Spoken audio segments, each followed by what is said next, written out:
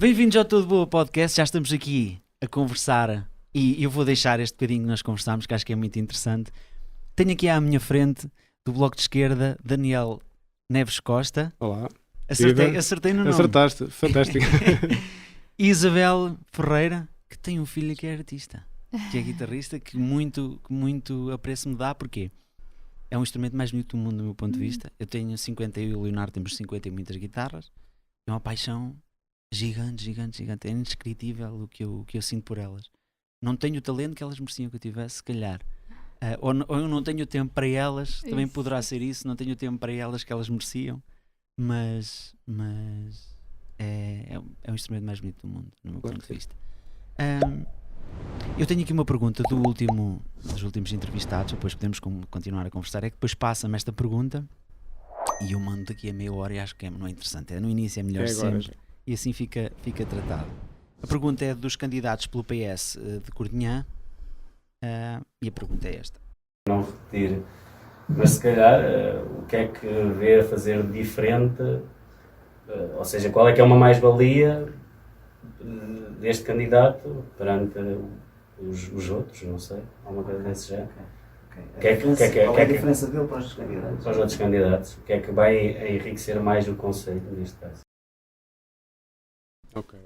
E esta pergunta é dirigida para a vocês. Tentem falar no microfone, para ser mais fácil sim. Depois, desculpem. Então, vamos ver. Se calhar vamos dividindo a resposta. O que é que uma candidatura do Bloco de Esquerda pode trazer de diferente para Cantanhede? Bem, eu acho que a nossa candidatura traz aqui uma visão para o Conselho que procura valorizar a diversidade que nos últimos anos tem vindo a surgir no nosso município. Porquê? Cantanhede, e tu sabes isso muito bem, nestes últimos 20 anos foi crescendo em termos urbanísticos, de pessoas, veio trazer para Cantanhede, para diferentes zonas do concelho, pessoas que não viviam aqui e começaram a viver em Cantanhede. E todas elas, não tendo nascido aqui, escolheram viver em Cantanhede. E também elas precisam de um espaço para se inserirem na nossa sociedade, nas nossas associações, nos nossos órgãos de decisão. Também elas querem participar na discussão e na construção de Cantanhede. O que a nossa candidatura procura trazer, antes de mais, é o reconhecer esta diversidade, o chamar a atenção que a Cantanhede de hoje se está a transformar. Há uma mudança que é necessário dar conta e que, dando-se conta ou reconhecendo-se essa mudança, essa transformação, estes grupos diferentes de pessoas que começaram a viver em Cantanhede, que vieram de outras partes do país, algumas de outras partes do mundo, com formas de estar na nossa sociedade diferente, formas de manterem relacionamentos diferentes, formas de pensar politicamente um mundo também diferentes, que querem participar, e nós fazemos esse reconhecimento da sua existência e apresentamos mecanismos e ferramentas que permitam trazer essa diversidade para a discussão do que é o Conselho, do que é o nosso território, do que são as nossas instituições e do que é que nós gostaríamos que elas fossem. E agora passo para a Isabel. Sim, eu acho que posso talvez acrescentar um pouco na linha do que estás a trazer, de que não é só as propostas em si, em termos de contributos concretos para políticas públicas, mas é também a forma como se faz, como se constroem essas políticas públicas, que no nosso entendimento a forma deve ser participativa. E não participativa apenas por quem participa sempre, que são os notáveis, são os líderes, de alguma forma, pessoas que já são líderes na comunidade, em Cantanhede, seja associativos, seja empresariais, seja líderes políticos, Mas, quer dizer, estes líderes não representam a diversidade que existe em Cantanhede. E, portanto, é importante abrir espaços de diálogo dentro da estrutura da governação, novas formas de governação, novas estruturas de governação que permitam a participação dessa diversidade, para que as políticas possam absorver essa diversidade, possam efetivamente refletir aquilo que são as necessidades, as singularidades e as ambições de uma comunidade que hoje é muito diversa. São várias comunidades, na verdade, que vivem hoje em Cantanhede. Portanto, não é só a proposta em si, que é muito relevante em termos de inclusão, mas é também a forma como essa proposta é abordada. A forma como ela é abordada e implementada, não é? Portanto, que deve ser de uma forma, uma governação que abra as portas para que várias vozes tenham vez na governação. E onde é que vocês acham que vozes, por exemplo, é que vocês acham que não têm vez na governação? Por exemplo, eu nunca vi um fórum, qualquer tipo de sessão de participação que tentasse entender, por exemplo, quais são as necessidades das mulheres. Okay. Como é que as mulheres vivem, por exemplo, o espaço público? E nós fizemos uma ou duas sessões participativas, precisamente, mesmo dentro do quadro desta campanha eleitoral, em que perguntamos na rua às mulheres como é que elas sentem o espaço público, se sentem seguras. E é curioso que a primeira resposta é sempre sim, claro que nos sentimos seguras. Geralmente podem pontuar algumas questões relacionadas com iluminação, com os passeios, mas quando a segunda pergunta e costuma ter pensamentos de insegurança quando circula na cidade, por exemplo, e aí a resposta já é bastante diferente, porque os pensamentos refletem medos que não estão num plano tão consciente e que não são socialmente tão visíveis, não é?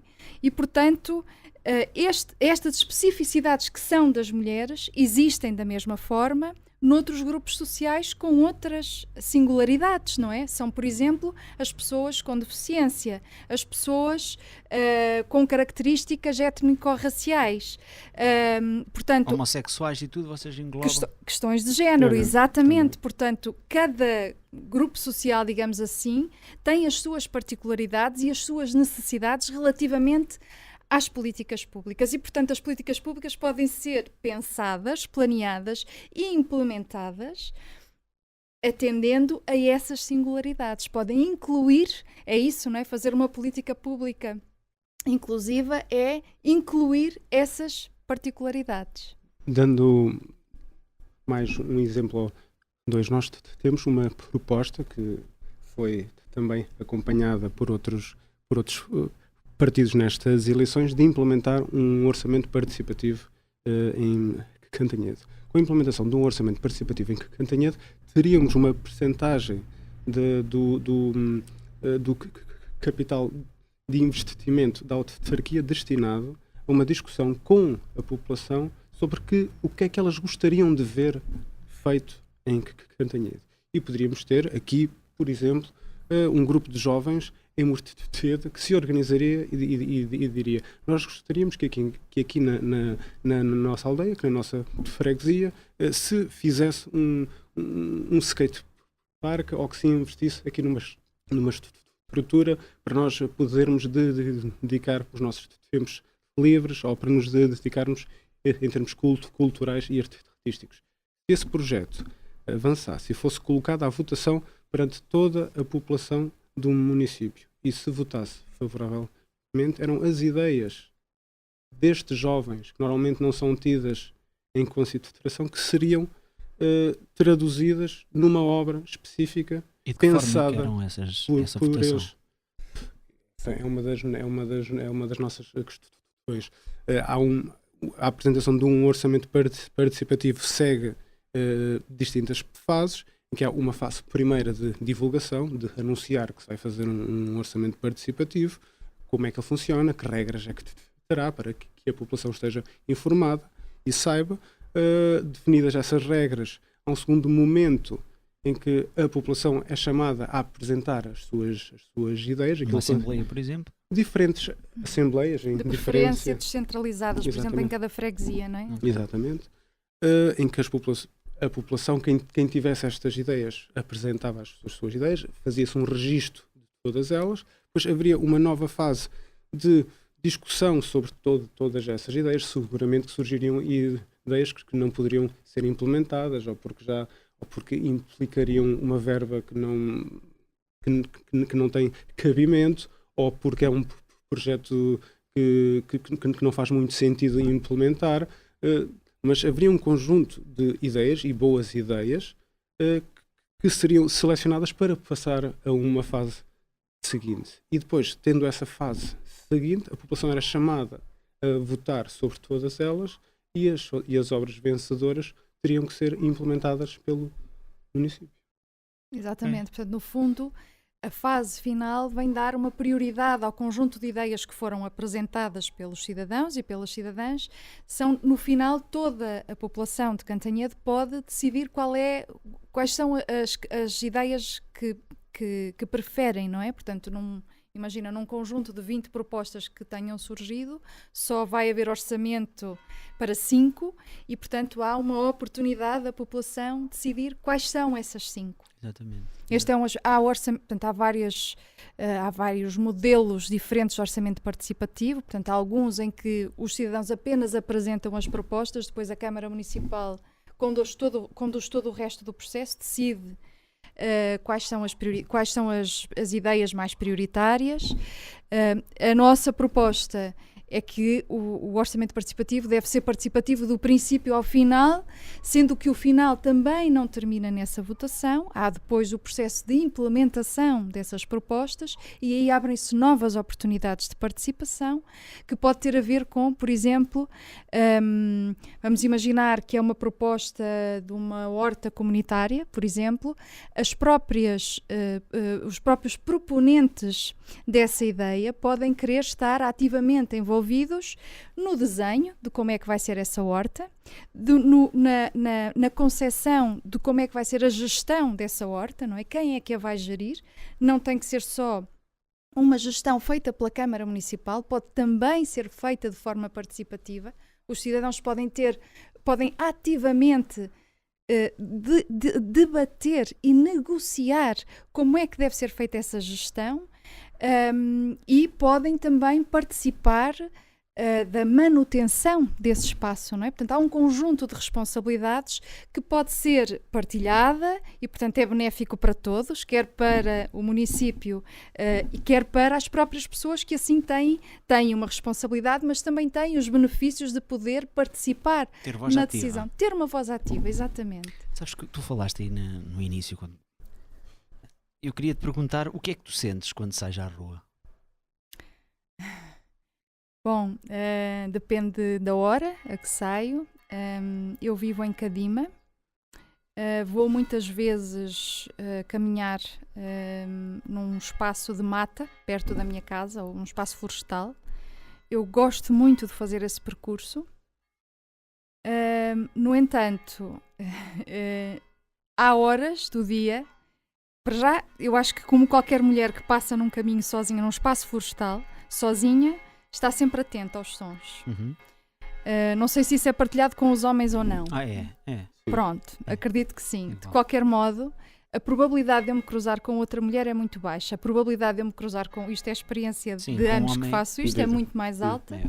E a probabilidade de eu me sentir desconfortável, porque fico exposta a olhares invasivos, porque há um olhar como que questionando o que é que estás aqui a fazer sozinha, como se eu não tivesse direito a percorrer um espaço que é público, e porque também já me confrontei com, não são só olhares, são comentários que claramente me fazem sentir ameaçada porque estou num espaço em que se eu gritar, por exemplo, ninguém me ouve, não é? Isso é num espaço, num espaço rural e, portanto, como muitas mulheres fazem o mesmo, Mas na cidade acontece a mesma coisa, portanto, eu já vivi no centro de Cantanhede e agora vivo em Cadima. Quando vivia no centro de Cantanhede e ia fazer a minha caminhada ou de manhã muito cedo ou ao final do dia, portanto, quando há pouca luz, esse cruzamento com homens, claro que muitas vezes é perfeitamente saudável e diria a maior parte das vezes, mas muitas vezes não é, portanto, é evidente que em termos de igualdade, digamos assim, para a maior parte dos homens é relativamente fácil fazer que uma mulher se sinta exposta ou vulnerável. Não é que ela é vulnerável, é que a força que um homem pode ter, em geral, pode fazê-la sentir-se ameaçada. E, portanto, esta é uma realidade que convive connosco diariamente e que nós somos programadas desde pequeninas, não é? A ter cuidado com a forma como... Não temos os mesmos direitos a vestirmos como queremos, não temos os mesmos direitos a percorrer o espaço público, nem da cidade nem das aldeias, às horas que queremos. E, portanto, há um conjunto de condicionantes, não é? Que somos ensinadas desde pequeninas a ter cuidado. E, portanto, é importante haver uma política pública para isso, que ajude as mulheres a sentirem-se seguras num espaço a que têm tanto direito quanto os homens ou qualquer outro grupo social. Eu percebo e dou-te toda a razão do mundo. Mas existem leis, efetivamente, que vocês têm todos os direitos como nós. As leis, sim. Depois a forma como elas são cumpridas é que às vezes é meio dúbia. Mas eu percebo e a forma como os teus olhos, como isso te magoa, pronto, sim. E eu tenho uma filha também, sim, portanto magoa-me muito mais desde que tenho uma filha, porque é essa percepção de que não é a minha geração que vai resolver isto ainda, não é? Portanto, é uma luta da minha geração e de muitas gerações para trás, com certeza, mas preocupa-me com certeza que ainda não tenhamos essas questões resolvidas e que eu me tenha de preocupar, mais do que me preocupo com o meu filho, não é? Com essa presença no espaço público. Mas tu tens algum pensamento de como poderias conseguir resolver? Imagina, hipoteticamente, tu candidatavas-te. Sim. Percebes o que eu quero dizer? Percebo. Quais são as nossas propostas concretas para esse aspecto? Mas é assim, aqui no Conselho consegue-se mudar muito pouco, mas candidatavas-te, por exemplo, ao cargo de Primeiro-Ministro. Sim. Quais são as tuas ideias para conseguir combater tudo o que tu disseste até agora? Entendes o que eu quero dizer? Entendo o que quer dizer. Porque a nível de Conselho não é fácil, vocês, por muito que tentem... Não, há coisas muito importantes medidas, que se pode fazer no Conselho. Uma das nossas propostas é haver um Conselho Municipal de Mulheres. Okay. Portanto, um Conselho Municipal que seja constituído em parte por, vamos imaginar, 2 vereadoras, só mulheres, portanto um espaço onde as mulheres se possam expressar nos seus próprios termos. Não é para excluir os homens dificilmente são excluídos em qualquer espaço público ou político, mas é para incluir as mulheres num espaço onde se sintam com todo o direito de expressarem as suas preocupações e as suas ambições, sem ter um quadro de governação por trás que é muito masculinizado em todas as suas formas e conteúdos, digamos assim. E, portanto, um conselho que pode ser constituído por 2 vereadoras, por 2 técnicas municipais, portanto, pessoas que estão efetivamente na ação, que têm o poder de decisão municipal, e também constituído por mulheres na sua diversidade de género, por exemplo, mulheres com deficiência, mulheres com outros géneros, de etnia, diversidade étnico-racial também, e, portanto, no fundo, um espaço formal de diálogo onde se possa debater o que é que faz falta para melhorar precisamente o espaço público para as mulheres. Esse é um aspecto. Mas há muitos outros e também uma das propostas, e a Câmara penso que já está a fazer algum trabalho sobre isso, mas não é público exatamente quanto. Portanto, o outro aspecto é precisamente as mulheres terem a oportunidade de debater como é que todas as políticas públicas, incluindo o orçamento municipal, como é que pode beneficiar a inclusão das mulheres? Por exemplo, nos transportes públicos. As mulheres são as maiores utilizadoras dos transportes públicos. Quando falha um carro, se houver um carro em casa, normalmente esse carro é do homem da casa, não é? Da família. E, portanto, as mulheres estão muito mais dependentes do transporte público. Como é que se pode aumentar o acesso ao transporte público pelas mulheres? Por exemplo, portanto, em todas as áreas políticas, das políticas públicas, há formas de melhorar essas políticas para que elas sejam mais inclusivas para as mulheres. Ok. Eu tenho uma outra pergunta a fazer, mas quero te perguntar uma primeiro. A parte da violência existe em casa, mas em casa principalmente, contra as mulheres. Que medidas é que vocês explicam isto porquê? Já assisti, relativamente perto, a problemas do género e a polícia pouco fez. E depois os juízes também mandam um bocadinho, porque depois os juízes no fundo são um bocadinho a favor. As mulheres não fazem o que os homens querem e têm o direito de lhe bater, não é? Há alguns maus exemplos. A nossa justiça, infelizmente, às vezes cai muito aí. Que medidas é que vocês, por exemplo, terias, com tudo o que disseste? Imagina, sabes que aqui ao lado existe um problema desse género e ela não assume, mas existem testemunhas, vídeos, áudios. Agora estás a falar de violência doméstica especificamente, sim. Não é?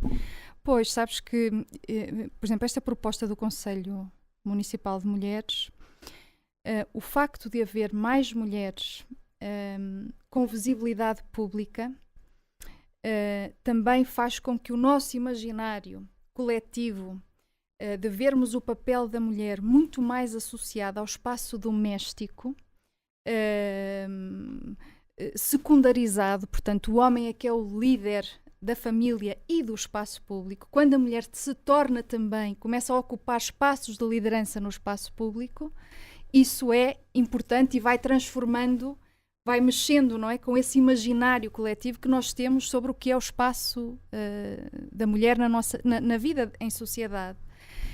Esse é um aspecto importante. De resto, é evidente que a violência doméstica é um aspecto muito, muito particular. É evidente que a Câmara Municipal tem, do ponto de vista de quando, por exemplo, oferece mais condições de acesso aos transportes públicos, quando, por exemplo, mulheres que precisam se são vítimas de violência doméstica e precisam de encontrar uma solução em termos de habitação. Esse deve ser provavelmente um dos principais problemas. As pessoas não saem, depois não têm para onde ir. Não têm, exatamente, não têm respostas públicas para as apoiar nessa decisão, não é? E, portanto, estamos a falar de mulheres que muitas vezes nem sequer têm uma conta bancária em seu nome, não é? E coisas afins, portanto, que não têm, de facto, autonomia nem na vida pública, nem na vida privada, não é? E, portanto, há um conjunto de respostas públicas em termos de habitação e de transportes que pode ser melhorado, não é? E o Conselho Municipal de Mulheres tem esse papel de tratar, precisamente, de ter um espaço específico para abordar estas questões. Claro que a violência doméstica também não é, e a violência em geral, não é? Não se aplica só às mulheres. Neste momento estamos a falar desse grupo que é muito mais afetado por essa violência. Mas, enfim, nós sentimos, e de resto há experiências internacionais nesse sentido, não é? Que estes espaços próprios para as mulheres conseguirem contribuir para elaborar políticas públicas ou contribuir para outras políticas públicas que não específicas das mulheres, mas que têm uma espécie de lentes que veem como é que aquelas políticas podem melhorar a sua vida, são tudo aspectos importantes que apoiam as mulheres a sair dessas situações que são muito opressoras e muito difíceis de sair. Ok. A segunda coisa que eu te queria dizer, eu tenho uma relação a 3. Muito bem. Já há uma série de tempo, fomos convidados pela TVI para ir apresentar, porque nós temos uma maneira de ver a vida diferente da maior parte dos trisais.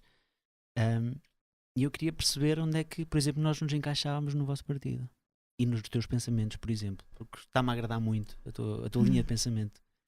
Então, eventualmente, uma das tuas mulheres pode vir defender, por exemplo, num Conselho Municipal de Mulheres, pode vir defender as suas perspectivas e o seu direito a ter uma vida que eventualmente não encaixa na forma muito estruturada que nós temos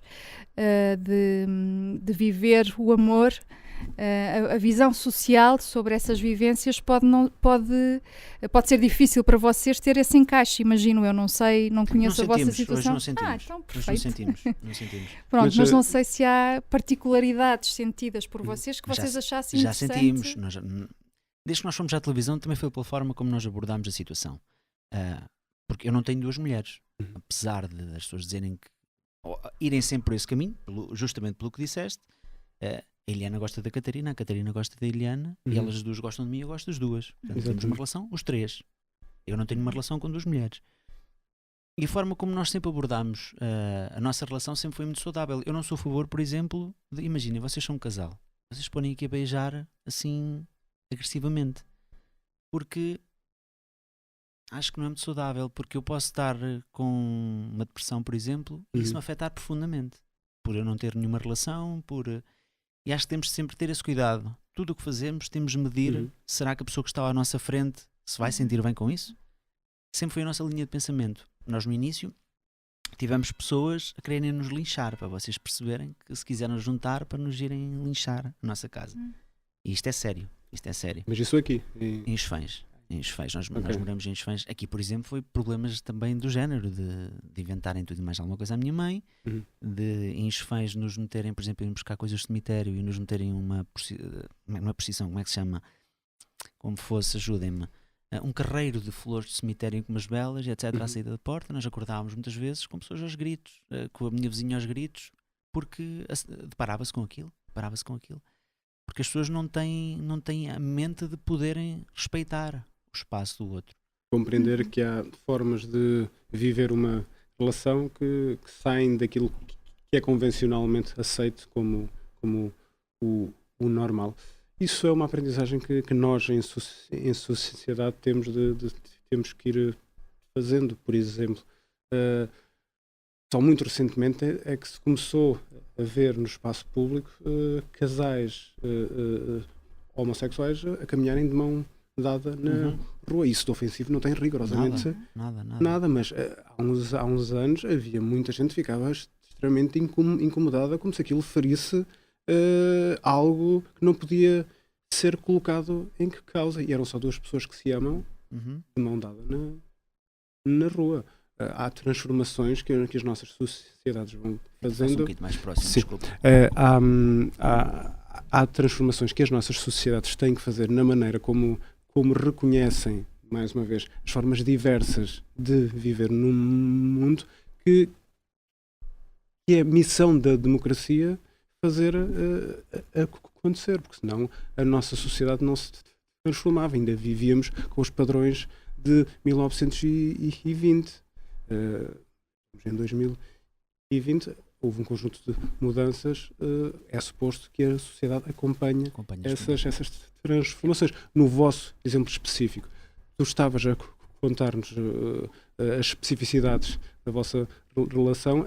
O que eu estava a pensar era, em termos legais e fiscais, como é que vocês conseguem relacionar-se? Nós se calhar gostaríamos de ter um filho os três e gostaríamos de nos casar.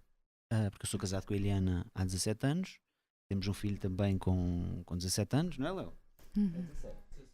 16, vai fazer 17 agora, e gostávamos de podermos casar os três, porque se houver um infortúnio, imaginem, a Catarina ou a Eliana engravidam, uma delas, ou eu, por exemplo, perco a vida, a outra pessoa não tem o direito. Quando isso está errado, quando eu não respeito nada.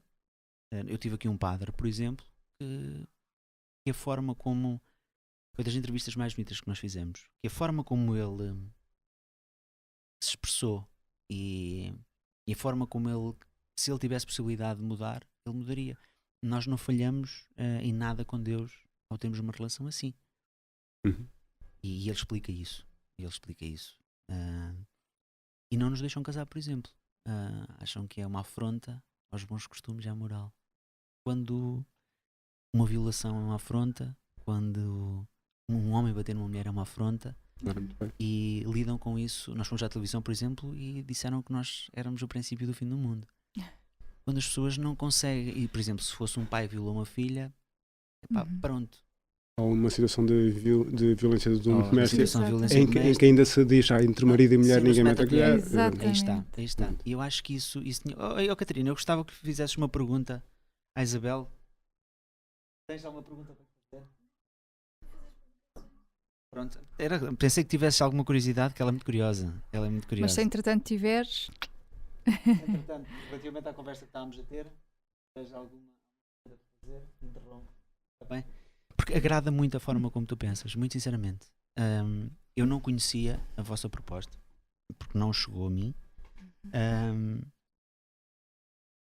Não conhecia o partido. E explico porque é que eu não conhecia o partido. Aqui, o meu avô, por exemplo, era do PSD. Eu falei isso à Helena, que foi o maior orgulho que o meu avô podia ter tido, foi tê-la cá. E eu fui sempre moldado pela forma como o meu avô pensava. Até um dia que eu deparo-me com uma situação menos bonita. Eu acho que um ser humano não pode ter nojo de outro, muito menos um ser humano que é pago por outro. E fizemos comícios onde nós tocávamos ou alugávamos som, e um candidato a um cargo político elevado, foram dois, foram falar com ele, a lhe exporem o que sentiam, o que ia no coração, chorarem, e ele estava por trás a pedirem para o tirarem enquanto ele estava a abraçar. Isso criou uma repulsa pela classe política. O podcast virou político para eu tentar mudar, porque como eu, muita gente viu e muita gente comentou sobre aquilo. E isso é uma constante. Isto não é novidade, porque se vocês forem ver esse tipo de eventos, passa muito por aí. Um grau de alguém que se acha superior a outra pessoa e depois fazem este tipo de atitudes que denigrem a classe política, no meu ponto de vista. Mas aí, não sendo nenhum de nós político, mas sim cidadãos que estão a exercer os seus direitos políticos, a classe política é feita por todos aqueles que se quiserem envolver na política. E os políticos nós vamos vendo nas televisões, nas rádios, no nosso dia-a-dia, eles são todos diferentes uns dos outros. Eu acho que nós corremos sempre um risco quando tomamos como sendo representativo de todos os outros. Percebo. Porquê? Porque às vezes, se olharmos para todos eles e se olharmos com atenção, se calhar vamos descobrir um ou outro com o qual nos identificamos mais e aqui é interessante. Podemos descobrir políticos ou pessoas que estão na política que até sentimos mais empatia, mas com as quais nem nos revemos politicamente, dizemos, ok, és uma pessoa simpática, mas eu não me revejo, até podíamos ser amigos, mas não voto em ti. E de teres pessoas em quem te revês, mas com quem essa empatia não é a mesma. Infelizmente, como em todas as profissões e os papéis sociais e os cargos que existem, há boas pessoas e há más pessoas. Há pessoas que conseguem manter uma dignidade e uma postura em que nós todos nos revemos e nos sentimos representados, e podemos falar aqui do Jorge Sampaio, que foi um presidente incrível, plenamente. E podemos falar de outros políticos, como o exemplo que tu acabas de dar, em que sentiste uma repulsa com uma pessoa que estava a representar um alto cargo e tu disseste, esta pessoa não é digna de estar a representar essa mas função. Percebe, o problema que está aqui é o exemplo do Sócrates. Eu, se fosse do PS, tinha mudado de partido naquele mesmo momento que eu assistia a uma série de coisas que aquele homem fez. Eu estava no Brasil quando ele foi reeleito. Toda a gente dizia que ele não ia ser reeleito, e no Brasil toda a gente dizia que ele iria. Porque, pronto, o português gosta muito de cometer os mesmos erros, muitas vezes. Quem está por trás dele sabe o que é que ele é. Geralmente elegem, se tu, por exemplo, tiveres um psicopata num cargo de uma empresa, a empresa vai muito bem, porque eles são frios. O que se passa na maior parte dos políticos tem uma carga de psicopatia muito grande. Não sei se me faço entender. E pode ser perigoso o que eu estou a dizer, mas é muito por aí. A falta de sentimentos e depois as pessoas que estão à volta. Tu não me podes estar a dizer que epá, eu não posso guiar todos os políticos por aquilo. Claro que não. Há políticos bons, é facto. Mas a grande maioria peca muito pelo que faz. Derivado aos salários exorbitantes que eles recebem, que se acham senhores e mandadores do planeta, no fundo, porque se começassem a cair uma série de pessoas que lá estão dentro e os salários ao mesmo tempo começassem, eu quando digo cair é saírem de lá, porque não fazem falta, efetivamente. E os salários começassem a descer, começassem a cair à terra, com as dificuldades que todos nós temos, poder viver com 700 euros, o mundo seria diferente e a política em Portugal tenho a certeza que seria muito diferente. Porque haveria dignidade e respeito por quem ganha menos. Porque nota-se muito isso. E isso não pode ser minimizado. Entendes? E tem de ser abordado e falado. Porque preocupa-me, por exemplo, quando houverem as eleições para primeiro-ministro, por exemplo. Eu ter aqui um primeiro-ministro, se chegar a ter, e eu ter uma série de cuidados com o que é que lhe vou dizer, porque o meu objetivo no podcast é transparecer sempre o melhor daquele candidato, concorda ou não? E isso pode-me magoar. Entendes o que eu quero dizer? Como se tivesses que estar condicionado no exercício da tua função de pessoa que faz perguntas. Para valorizar a pessoa que está à minha frente. Não, mas isso aí, na função que tu desempenhas, acho que deves fazer as perguntas que sentes necessidade. Mas há perguntas que são muito perigosas. Essa pessoa, por exemplo, com facilidade, ele estaria aqui porque ele, com toda a probabilidade, vai se candidatar. Só que aí a democracia também é defendida nos momentos em que é necessário fazer aquilo que é preciso, mesmo que sintamos receio de o tem razão, fazer. Mas eu não é receio, não tenho o mínimo receio de nada. Eu ia contra o princípio do podcast na parte política. Se vês todos os podcasts, todos eles eu digo que voto neles se eu gostar das pessoas, da pessoa que está por trás do candidato. E efetivamente é assim, todas as pessoas passaram cá. Eu, por exemplo, eu não conhecia a Helena. Eu fiquei com uma paixão aquela senhora do tamanho do mundo.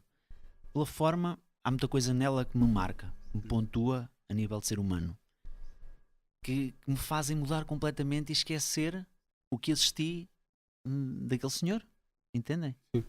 E isso acaba por ser muito bonito. E depois eu deparo-me com vocês, a Isabela, a forma como tu defendes. Eu sempre fui muito defensor das mulheres. Eu acho que devia estar uma mulher nos mais altos cargos políticos, desde Primeiro-Ministro a Presidente da República, porque vocês sabem como gerir alguma coisa, porque vocês começam por saber gerir uma casa.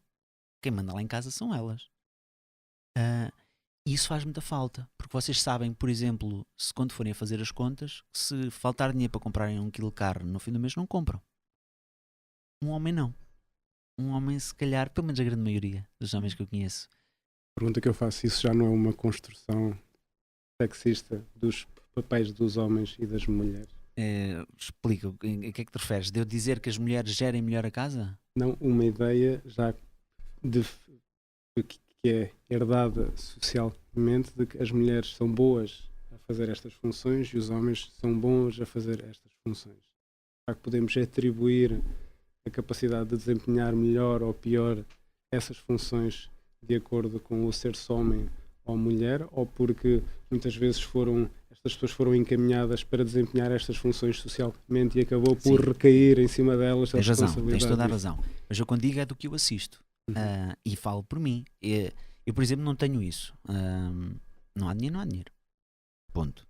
Mas a grande maioria dos meus amigos, colegas, se não fosse uma mulher a saber gerir a casa já tinha entrado em falência há muito tempo. Entendes o que eu quero dizer? Percebo isso. Isso é uma das questões. Algo que eu converso muito com as minhas amigas é que o feminismo, eu sou feminista, foi importante também para os homens perceberem o quanto a quantidade de coisas que eles não sabiam fazer, a quantidade de responsabilidades que não tinham. Participar ativamente na educação de um filho. O quanto isso é recompensador para nós, como pais e como homens, é importante para os nossos filhos desenvolverem laços afetivos com a figura do pai durante o seu crescimento. Houve gerações de pais, o meu pai, o meu avô, o meu bisavô, por exemplo. Porquê? Porque socialmente não era a função deles. A função deles era estarem a trabalhar, a função das mães era cuidar. Hoje em dia, uma das conquistas do feminismo, entre as várias outras coisas que a Isabel defende e apresenta bem melhor do que eu, mas outras das conquistas têm a ver com a capacidade dos homens olharem para a sua masculinidade de outra forma e pensarem, há aqui coisas que nós devemos ativamente também fazer. Também devemos fazer parte de um conjunto de processos que antes não fazíamos. Nós estávamos envolvidos porque socialmente não era a nossa função. É isso? Está bem? Isso, sim. Isso. É isso É mesmo. o direito a uma masculinidade que também não tem que ser aquela que é esperada, não é? Que é socialmente construída. Portanto, é tanto o direito das mulheres quanto o direito dos homens. O que é que tu dizes? Qual é o teu pensamento em relação aos problemas que estão a acontecer nos países árabes? Claro que estamos a falar de um... É grotesco Tu és aquilo que está a religiosa, acontecer. Tens Eu sou algum culturalmente, credo? Pronto, eu é sou mais fácil. culturalmente religiosa, sim. Ok. Portanto, aquilo que está a acontecer em países como no Afeganistão, eu penso que estás a pensar, Sim. é evidente que estamos a falar dos mais básicos direitos humanos, não é? Portanto, eu estava aqui a falar do acesso à habitação, do acesso aos transportes públicos. É claro que é numa escala muito maior, os direitos estão muito mais atacados e, portanto, é quase uma questão de... quase não têm direitos, não é? Houve um relato de uma mulher que, no dia em que os talibãs tomaram o poder, ela disse que não conseguia entrar num autocarro porque os motoristas do autocarro não deixavam entrar mulheres com medo daquilo que os talibãs iam fazer no seu autocarro. Porque elas aí não têm mesmo qualquer direito ao espaço público, não é? Portanto, estamos a falar de uma realidade que é grotesca, não tenho outra forma de expressar isso. E, portanto, aí tem a ver também, por exemplo, com o direito ao trabalho, não é? As mulheres não têm direito a trabalhar. Esse foi outro fenómeno que aconteceu com a tomada de poder pelos talibãs, é que as mulheres tiveram que abandonar os seus empregos, não é? E, portanto, abandonando os seus empregos, elas deixam de ter recursos para a sua vida, não é? Para a sua vida e para a vida das suas famílias. É grotesco. Não há outra forma de dizer e, portanto, são lutas muito, muito maiores que esses países têm para fazer. Em termos pelos direitos mais básicos que qualquer ser humano devia ter. Exatamente. Só acrescentando aqui um pequeno exemplo de como as políticas públicas podem ter um impacto gigantesco. Nós temos a ideia, e a escola nos países democráticos funciona como um mecanismo de criação de igualdade. A escola tem permitido a novas gerações de mulheres de conseguirem uma maior autonomia e uma maior independência porque estudam, tiram cursos superiores, conseguem aceder a um conjunto de empregos ainda com questões salariais que ainda com diferenças ao nível dos salários que ainda vai sendo resolvido. Num país como o Afeganistão, tomado novamente pelos talibã, o acesso à escola começa a funcionar como uma forma de segregar. As mulheres já não têm acesso à educação. A escola é só para os homens. E, a partir daí, condiciona-se e limita-se e retira-se capacidade de autonomia, de independência e de gerir o seu projeto de vida com escolhas suas a toda uma parte substancial da população do Afeganistão. É isso mesmo. Essa é a história daquela menina, Malala, que ganhou o Prémio Nobel da Paz. Sim. E que levou um tiro na cabeça quando ia a caminho da escola, não é? Porque ia a caminho da escola, porque as meninas não têm direito a ir à escola, não é?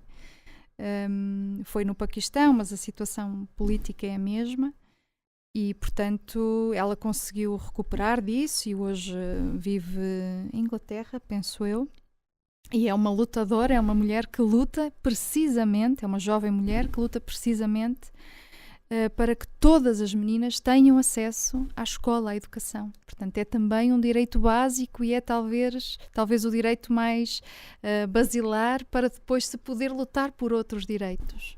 Sim, completamente. É muito interessante conversar com vocês. Obrigado. Nós estamos aqui Também há contigo. 50 e qualquer coisa minutos.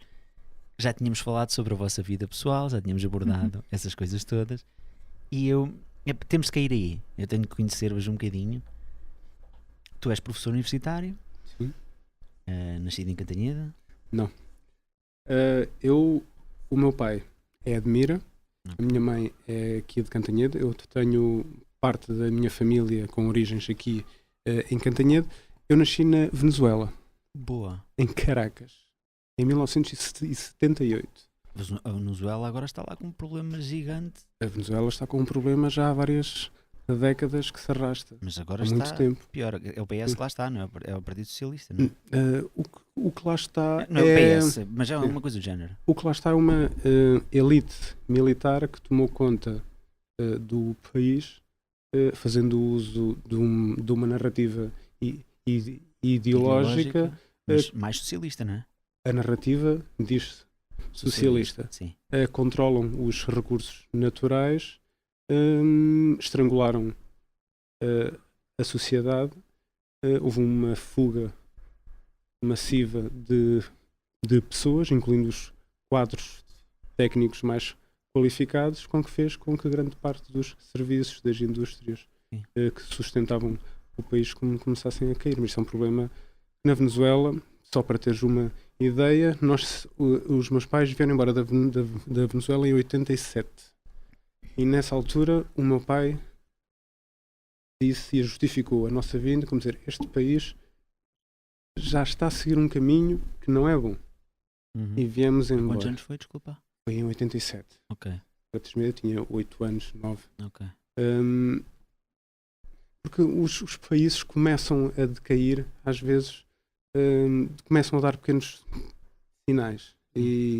Sintomas. Sim, vários. E a Venezuela entrou num processo já há muitos anos, também porque está numa situação geopolítica muito complicada, tendo ali os Estados Unidos, tendo ali vários outros países, tendo um conjunto de recursos naturais que são muito apetecíveis por vários outros países, incluindo a Rússia, a China, os Estados Unidos. Não foi capaz de tomar conta daquilo que é seu e entregou tudo na mão dos militares, e são eles que dominam aquilo. Conta dos recursos naturais. Porque o princípio que eles têm, segundo o que li, é a igualdade. É o princípio que eles têm de as pessoas que têm mais dinheiro é retirado, ficam com mais... Aí, eu já tive esta conversa com várias pessoas.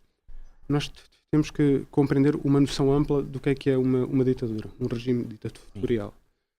E um regime ditatorial, de uma forma muito simplificada, é um regime onde há uma elite, uma cúpula política que controla os recursos naturais, os recursos de toda uma sociedade, assambarca esses recursos e à custa do empobrecimento do resto da população. Às vezes pode ser uma ditadura com todos os elementos, com a repressão da população, retirada da sua capacidade de livre expressão, livre organização, mas tu podes ter outros países que formalmente não encaixam até em regimes democráticos, mas encontras um assambarcamento da riqueza na mão de uma cúpula que controla toda o poderio da sociedade, e tens uma vasta maioria da população que vive de uma forma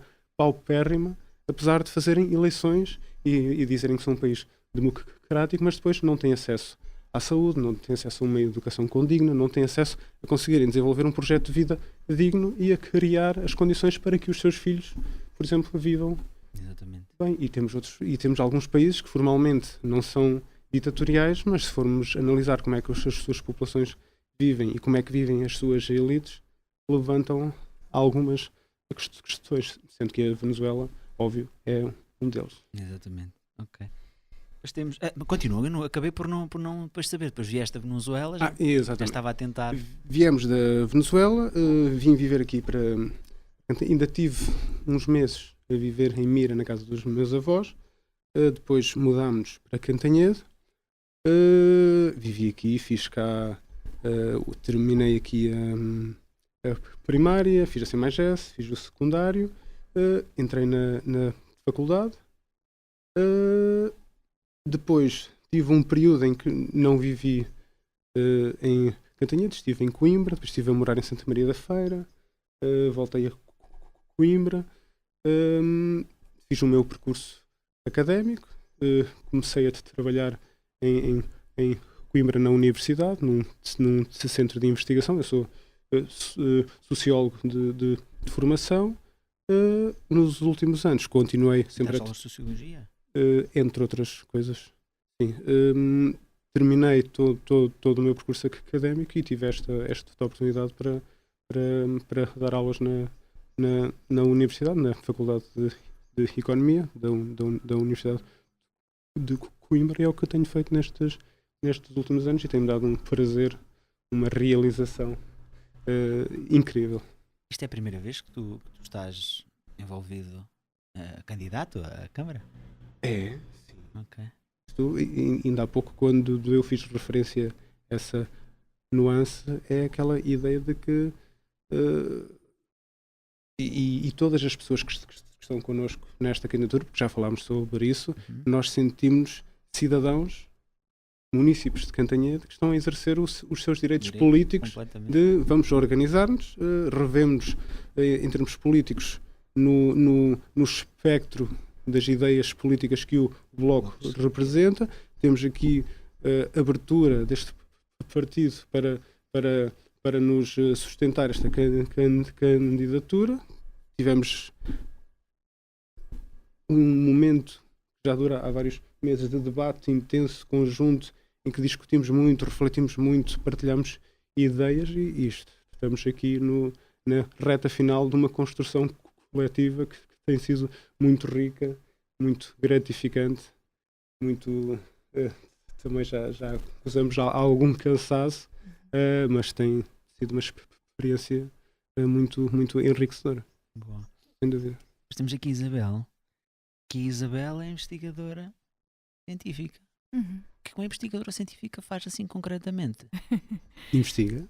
Isso a gente sabe, está lá escrito. Bom, no meu caso, eu investigo precisamente as questões da governação municipal. Que desculpa, que desilusão. Eu pensei que ela investiga medicação, eu faço assim. Coisas de células e tal, assim, mais com o meu marido. Juro que a minha mente estava a pensar aí, mas continua. Desilusão não é no assim. mau sentido. Não é no mau sentido. Pois é. Então, a minha principal área de pesquisa é precisamente como é que os cidadãos e as cidadãs participam na governação dos territórios onde vivem. Que oportunidades é que têm e que oportunidades é que lhes são dadas e como é que tomam essas oportunidades. Isso tem a ver com o meu percurso. Eu trabalhei muitos anos numa Câmara Municipal no Norte. Eu sou do Norte, na verdade. Nasci no Norte. Agora sou daqui, mas sou também do Norte. Vivo em Cantanhede há 12 anos. Mas enquanto vivi no Norte, trabalhei numa Câmara Municipal como técnica. Trabalhei nas áreas de ordenamento do território, aquela coisa dos planos diretores municipais. Trabalhei muito com questões ambientais. Interessava-me já muito na altura dialogar com os cidadãos e com as cidadãs, e isso era muito difícil. E na altura a forma como eu vi era que era principalmente difícil, claro, porque não havia uma cultura de fazermos esse diálogo todos, não é? Portanto, nem os técnicos tinham, nem os cidadãos tinham, nem os políticos tinham. E fui percebendo com os anos e fui-me desiludindo profundamente, porque fui compreendendo como é que a democracia local funciona, e funciona de uma forma muito centralizada. Portanto, quem está no poder toma-o realmente. E, portanto, é evidente que isso nada é é importante que os políticos que estão no poder exerçam o poder que têm e, portanto, que assumam as responsabilidades de construir as políticas públicas e decidir sobre elas. Isso não invalida de forma nenhuma que não o façam de forma participativa e que não ouçam os visados, não é? No mínimo, para dizer o mínimo, os visados dessas políticas públicas. Afinal, é para isso que as instituições de governação existem, não é? É para construir políticas públicas para pessoas que são não só beneficiárias dessas políticas públicas, mas elas devem ser, ao mesmo tempo, participantes ativas no desenho dessas políticas. E, portanto, foi dessa desilusão que eu acabei... bom, também por razões pessoais, o meu marido já trabalhava aqui no Biocante. O meu marido também é de cá, agora, há mais anos do que eu, há 15 anos que ele é de cá. Veio para cá portanto, com o início do Biocante. É de Tomar, portanto, nasceu em Tomar. Estudamos os dois em Coimbra, onde nos conhecemos. E, portanto... quando vim para cá, vinha com essa desilusão, não é? Depois de mais de 10 anos a trabalhar nessas temáticas e de perceber que a maior parte, não diria a maior parte, mas uma boa parte do trabalho que eu fazia, na verdade, era papel que ficava na gaveta, não é? Porque depois, independentemente... para já daquilo que são as necessidades e ambições dos cidadãos e das cidadãs, independentemente do entendimento técnico sobre essas necessidades e essas ambições, há uma outra camada que é muito maior do que todas as outras, que é a camada política. Portanto, o que é que interessa realmente fazer avançar nas políticas? E a maior parte das vezes é aquilo que dá maior visibilidade ao político, não é? E isso às vezes coincide com os interesses, com as necessidades e com as ambições dos cidadãos e das cidadãs e às vezes não. Mas isso já é. Sim. E portanto eu tinha imensa curiosidade em perceber porque é que, em conhecer casos de sucesso, de formas de governação participativa, e foi isso que me trouxe à investigação, neste caso ao Centro de Estudos Sociais, onde o Daniel também faz trabalho de investigação. E portanto foi um pouco nessa perspectiva trazer. A minha formação de base é em geografia, depois fiz um mestrado em planeamento ambiental, mas eu queria perceber, portanto precisava desta dimensão da sociologia que me permitisse perceber como é que nós nos organizamos em sociedade para estas questões da governação e em particular para as questões da participação. O que é que leva os cidadãos a participar e o que é que leva as entidades, portanto quem está no lado da governação, a abrir espaços para a governação. E daí a minha tese de doutoramento é sobre esse tema, e fui estudar cidades canadianas e cidades portuguesas, fiz uma comparação entre elas, entre casos de sucesso, não é? Para perceber, realmente há cidades onde isso acontece, é bem sucedido de uma forma geral, com contradições, pois claro, mas foi verificar, não é? Tinha uma ideia, mas fui verificar que isso é possível, não é? E, portanto, a minha área de pesquisa tem sido muito sobre isso, também sobre... Trabalho hoje, atualmente, num projeto sobre soluções baseadas na natureza, são soluções que também estão na nossa proposta, e que têm a ver precisamente com criarmos soluções para construir os espaços que sejam não só respeitadoras da natureza, mas que sejam também inspiradas. Coisas simples como que os passeios permitam a infiltração da água, não é? Como quando não existe passeios isso acontece naturalmente. Isso tem um conjunto de vantagens para o ciclo da água, para evitar cheias, por exemplo. Enfim, são estas duas áreas, assim, as áreas de investigação a que me dedico mais. Boa. Eu quando li, eu pensei investigadora científica, porque com o que estás a dizer, és investigador social, não é? Uma coisa do género. Mas as ciências sociais também são ciências. Sim, completamente. Exatamente. Mas como não tem ali, eu pensei assim, ela fabrica remédio. eu sei. A mulher do remédio é a Ana Fidalgo. Exatamente. Ela fabrica remédio. Ela participa na equipa que está a desenvolver a vacina aqui no Biocante. Boa, fantástico. Eu quando estava a dizer não foi desilusão, não era no modo pejorativo. é que eu li investigadora científica e eu pensei, mas o que tu fazes é tão útil como o resto. É muito importante. A importância das ciências sociais para pensar e ajudar a resolver os problemas do mundo é muita. E se fossem mais escutadas, se calhar tínhamos outro tipo de políticas e se calhar outras soluções implementadas que beneficiariam não existiam. Se nos ouvissem mais. Sim, concordo plenamente. Mas isto somos nós a puxar a sardinha à nossa brasa, por isso não, mas o que ela fala, o que estás a falar faz todo o sentido e deveria ser ouvido. A situação dos passeios, a infiltração da água, faz todo o sentido. Nós temos aqui montes de problemas. Quando chove muito, é sempre um problema aqui. Sempre aqui. Em todo lado. Justamente por causa disso, porque não pensam a longo espaço de tempo.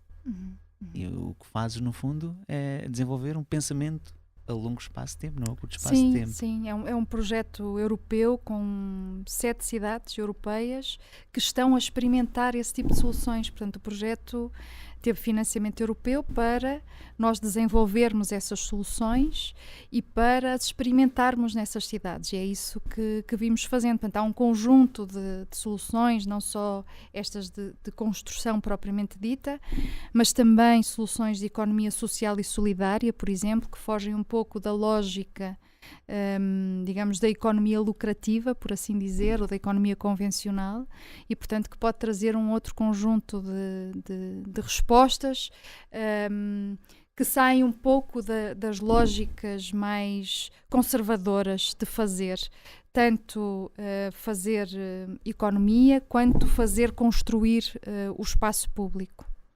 Ok. Já sei então que agora moras aqui. Tu moras mesmo em Cantanhede? Não, agora vivo em Guimara, ao pé do Centro Social de Cadima. Guimara? Nunca ouvi falar no nome dessa terra. Guimara. É a seguir a Cadima. Ok, Guimara. Quando virares para a igreja matriz de Cadima, acho que não estou a cometer nenhum erro, o nome da designação da igreja é essa, é por esses lados. Ah, bem. Vocês, que propostas mais têm? Já falámos sobre muita coisa. Já falámos vários. Temos a proposta ainda nesta lógica de incluir outros públicos, outras pessoas. Temos pensado um gabinete de apoio a novos residentes imigrantes, a todo um conjunto de populações que vão chegando a Cantanhede, por vezes vindas de outros países, que tem um conjunto de necessidades mais específicas, mais um conjunto de problemas que por vezes quem não tem a proximidade com estas populações não consegue conhecer e identificar, e nós propomos que exista uma estrutura que faça não só esse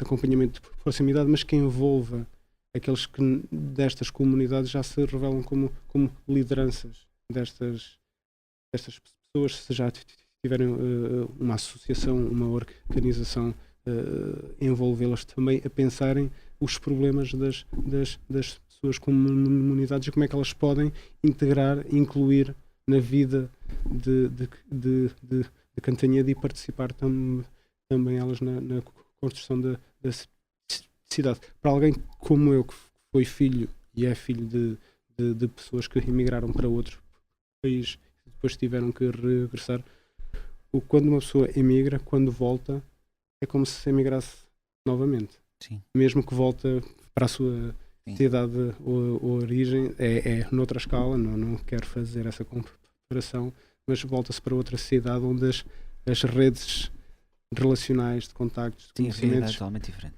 Têm que se refazer e nós vivemos numa sociedade que depende muito das nossas redes de contactos e por vezes há pessoas que se sentem desamparadas e necessitam de redes construídas também com eles, com as suas comunidades, que as ajudem a pensar como é que se devem integrar e como é que gostavam de se envolver na vida da cidade, do município. Eu posso falar talvez da rede de corredores verdes. Boa. Então há uma tendência para, conforme se vai construindo cada vez mais estradas e cada vez mais casas, as áreas verdes, não é? De floresta, de mesmo de se irem fragmentando. Portanto, elas vão ficando cada vez mais fragmentadas. E isso tem consequências diretas na biodiversidade. Portanto, há determinadas espécies que só conseguem sobreviver em áreas contínuas maiores. E, portanto, nós temos como proposta uma rede de corredores verdes, portanto, que permita que, mesmo que essas áreas não existam, porque elas já estão muito fragmentadas, que existam corredores entre elas para ampliar as oportunidades da biodiversidade.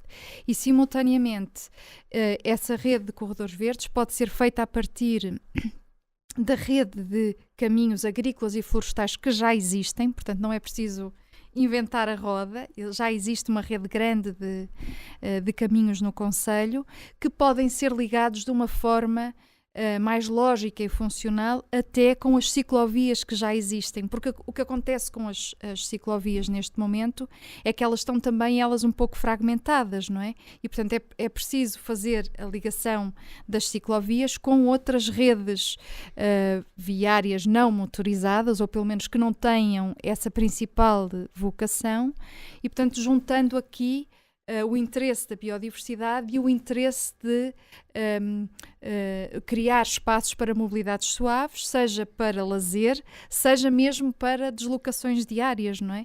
E dentro, mesmo na ligação entre o espaço urbano e o espaço rural, essas ligações também são importantes.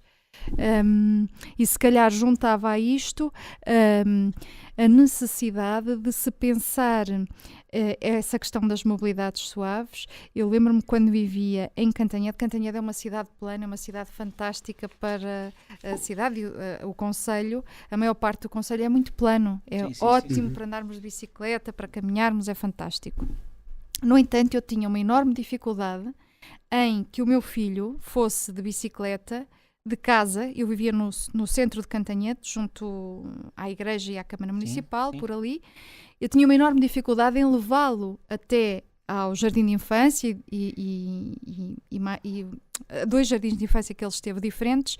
Eu tinha uma enorme dificuldade em levá-lo porque os passeios ou não têm rampas, ou é perigoso atravessar a estrada. Portanto, essas ligações não estão bem feitas. E é muito difícil nós circularmos em segurança. Não é só para as mulheres, é em geral.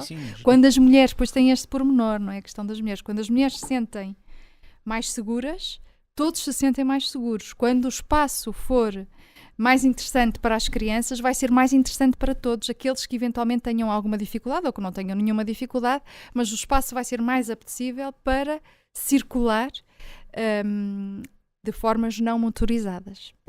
Muito bem. Podes acrescentar mais algumas? Claro, nós deves, temos livre aberto. Tens que nos parar, senão exatamente. Nós temos muitas. Nós temos também uma proposta que diz respeito à definição de um plano municipal para a habitação. Porquê? Nós, todos em Cantanhede, nos arredores, temos percebido uma subida dos preços das casas, quer para compra, toda a gente a falar. quer para arrendamento. E há o risco de entregarmos tudo, de repente, à iniciativa privada, a construção de habitação, o que comporta alguns riscos, se não vários, de fazer subir ainda mais estes preços. A nossa proposta implica o reconstruir do parque habitacional ou da habitação social, não é muita, mas que ainda existe em Cantanhede, mas também fomentar a criação de um parque habitacional público. O que é que isto quer dizer? Edifícios, propriedade da Câmara Municipal, em que seria a própria Câmara a arrendatária desses imóveis. E não estamos a falar só de habitação para as famílias com menos posses económicas. Estávamos a falar de habitação diferenciada para os diferentes segmentos socioeconómicos que existam. Para pessoas com níveis salariais muito altos, médios, intermédios, de maneira a, primeiro, assegurar uma habitação ou um parque habitacional de qualidade. Segundo, que houvesse um mecanismo de manter o mercado de arrendamento com rendas mais acessíveis, porque seria a Câmara que definiria os seus preços, e assim combatendo a especulação imobiliária. Isto também seria um ótimo investimento por parte da Câmara. Uma autarquia que tenha imóveis que arrenda tem ali um rendimento que está sempre a chegar, porque as famílias pagam as suas rendas. Exatamente. Isto não quer dizer que a Câmara faria todos os prédios em Cantanhede. A iniciativa privada terá também a capacidade para continuar a construir dentro das regras que forem definidas. Mas a Câmara ser também um ator que participa neste mercado era importante para garantir a qualidade da construção, para garantir preços mais acessíveis e para combater esta especulação que está a tomar conta de todas as cidades em Portugal e aparentemente vai continuar. Trata-se do direito à habitação, Sim, não é? sim, É sim. também É um um bem direito, básico. um bem básico, exatamente. Uhum. Portanto, é importante que a Câmara tenha também aí, que intervenha neste momento em que as coisas já estão há uns anos, já não é uma coisa de agora, mas que agora que ainda ficaram mais agravadas. Uma outra proposta que nós temos, portanto, retomando um pouco as possibilidades de participação na governação, é precisamente que a Câmara Municipal, há vários processos em que uma Câmara Municipal é obrigada por lei a fazer participação pública, portanto, a fazer discussão pública daquilo que se propõe implementar. Há várias formas de fazer essa participação pública. Nós participamos, por exemplo, há pouco tempo, numa discussão pública para o plano de urbanização de Cantanhede. Uhum. E essa sessão foi precisamente organizada dentro de um espaço que é o espaço da Câmara Municipal, em que estavam 4 pessoas a falar para uma audiência que eram os participantes. Portanto, há várias formas de organizar isso, mas significa que estavam pessoas que estão do lado da governação, portanto, que estão no poder municipal, seja poder político, seja poder técnico, que estão a apresentar aquilo que são as suas ideias e aquilo que são a sua visão. Essa forma de fazer não é a forma, digamos, mais apelativa, nem mais inclusiva de promover um diálogo. Portanto, se nós fizermos uma mesa redonda, ou se fizermos, por exemplo, uma oficina em que temos mesas de trabalho onde se distribuem os técnicos, os políticos e os cidadãos, nós vamos dar grupos pequenos, nós vamos dar muitas mais oportunidades a que cada pessoa que queira participar possa ter voz no processo.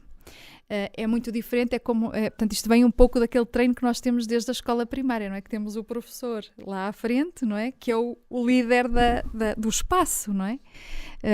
É muito diferente quando nós organizamos o espaço e o debate de forma a que todos possam contribuir e trazer as suas percepções, as suas reflexões. Esse é um primeiro aspecto. E, portanto, como é que se organizam esses espaços participativos? Outro é a divulgação que se faz de um plano que está aberto à discussão pública. É preciso fazer uma divulgação ampla, de resto não é só dos processos participativos, é também dos eventos culturais, é também dos apoios que a Câmara Municipal, uma das coisas que mais que mais nos vieram fazer queixa e entre aspas é preciso divulgação. Houve apoios agora na pandemia ao comércio e eu só soube por um amigo, porque de outra forma eu não sabia. Nós músicos foi a mesma história. Exato. Pronto.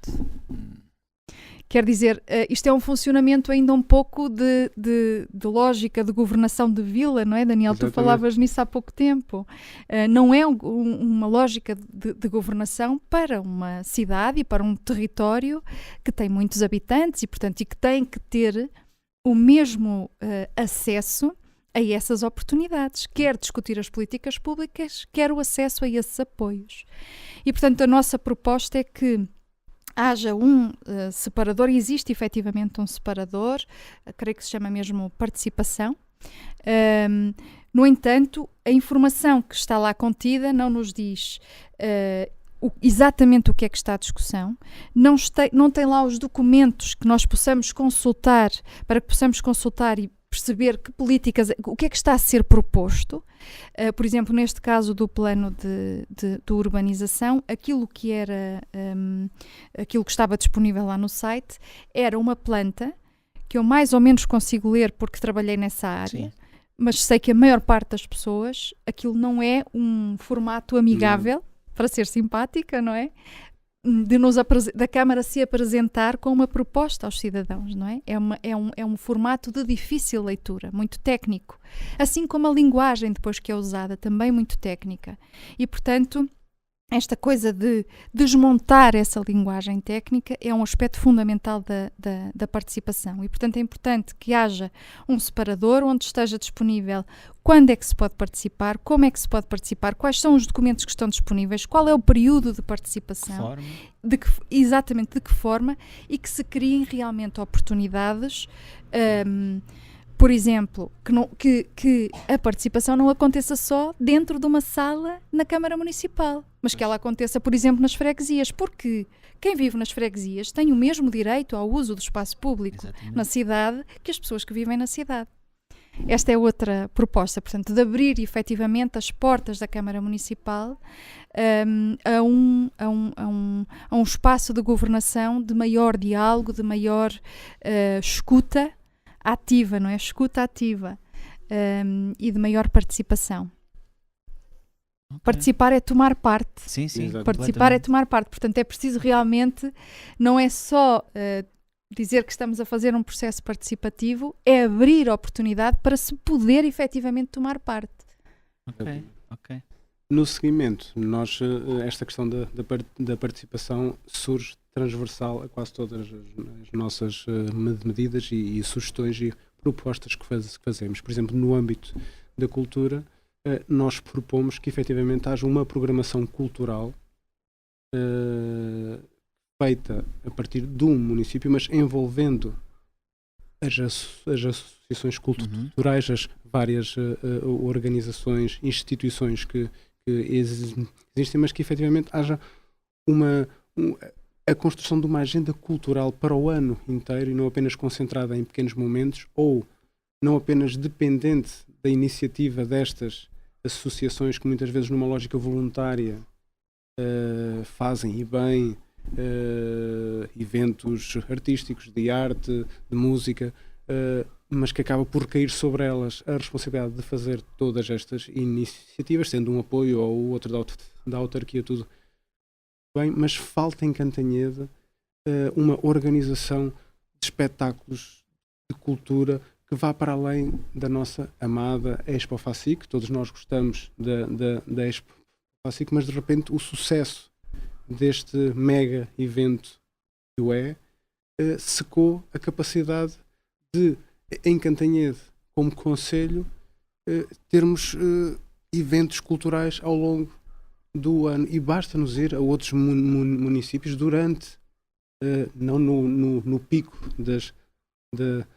da pandemia, mas depois várias autarquias iam organizando pequenos eventos culturais, musicais, que aqui em Cantanhede não assistimos, não vimos, e nós defendemos esta construção de uma agenda cultural participada com as organizações, com os artistas que aqui vivem, apoiando-os, mas que seja da responsabilidade da autarquia fazer este desenho, esta organização em parceria com estas entidades.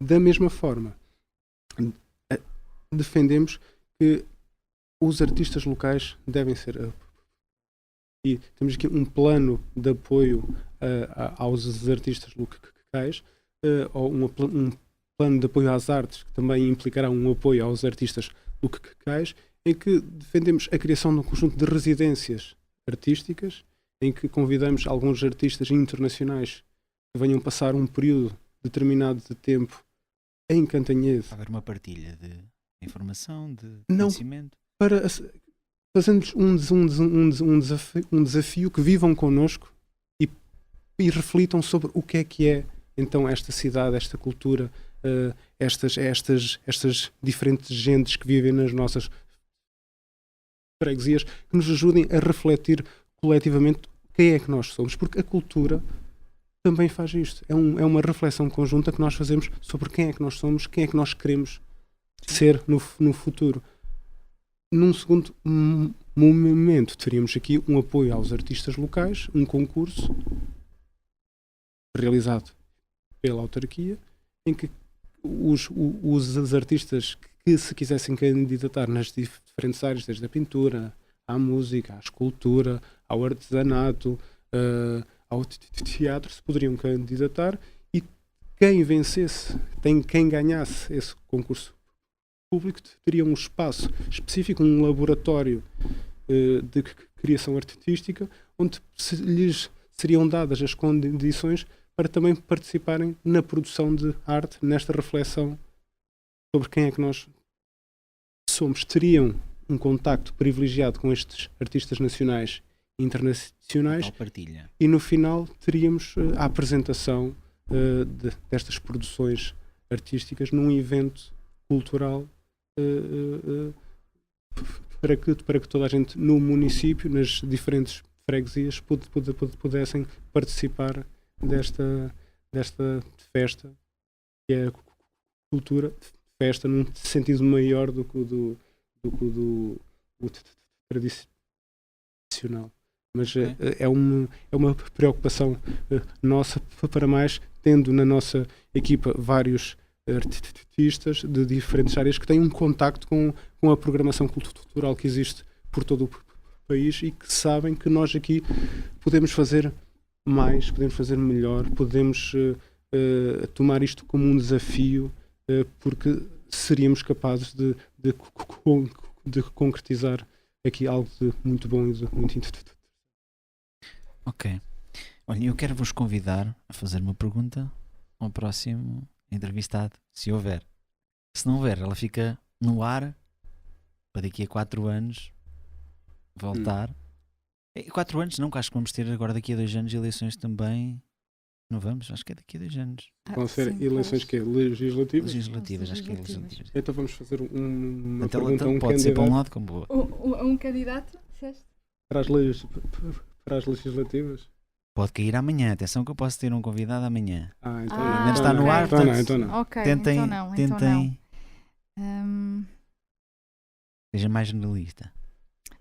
Que abranja mais. Seja, para ser mais fácil depois da resposta. Ok.